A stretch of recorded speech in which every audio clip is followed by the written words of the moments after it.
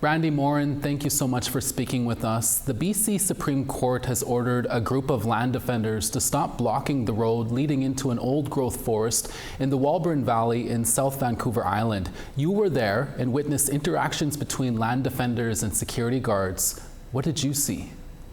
Yes, Tanse, Christine, thank you for having me. So yes, I spent about 5 days on the ground in the camp that is called Cougar Camp Blockade with these land defenders. Now they've built a fortress out there in an effort to keep industry out, to protect themselves from impending arrest regarding this injunction that was issued against them. So far, no RCMP have begun to enforce the injunction. Now, security for the company has been on location a few times, as well as process servers hired by the company to attempt to serve the injunction to these land defenders. And it's been very interesting to see, because they have this, 10-foot gate built out of wood there, and nobody can get in and out unless they decide who gets in and out. And so you have these process servers attempting to serve these injunction, and they're just being thrown all over in front of this structure, and they are preparing to put themselves on the line to be arrested for this cause that they are very, very passionate about, which is to protect the old growth forest from being cut. Again, you talked about it a little bit there, Brandi, but can you explain why the land defenders are there, and where does the local First Nation leadership stand on this issue? Yeah, so there is an area, it's called, it's along a logging road 44 that is due to be cut down. It contains old growth trees such as cedar and hemlock trees, hundreds of year old trees. Now they're there because these trees play an integral role in the forest ecosystem, and they think that too much of the forests on Vancouver Island have already been cut down.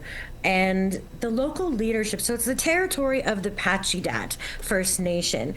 And the Pachidat Nation, as their chief counselor told me, is a logging nation. That is their main industry, their main source of income. And they are for logging. And she told me that they have asked the group to leave, that they are supporting the mining activities, that they are concerned, I guess, for these land defenders' safety out there in the wilderness, concerned that they might be leaving garbage there. On the other hand, there is an elder who's 85 years old. His name is Bill Jones, and he's from the Pachidat Nation, and he has been leading this fight to save the forest. He was at the helm of the Fairy Creek protests, and again, he's leading them. He's from Pachidat, and he is actually suing his own nation.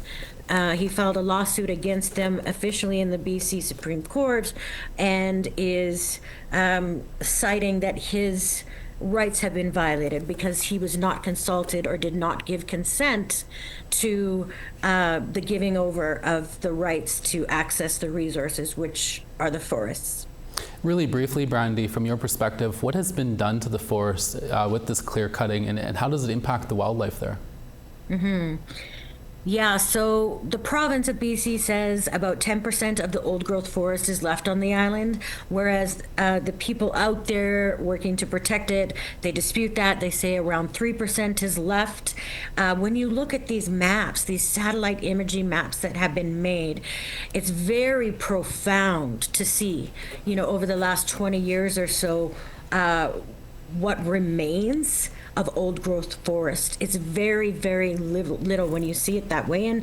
And from what I understand is when these ecosystems are gone, because trees that are hundreds of years old play this vital role in the whole community of the forest and how it functions. And when it's gone, it not only causes damages to the forest. There's all sorts of issues. There's flooding. There's erosion.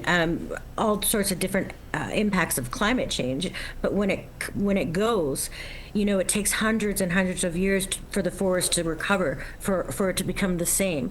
And so the people that go out there and enjoy these spaces, they want to preserve them. They enjoy them. It's a place for them to go, and that's what they're out there to do.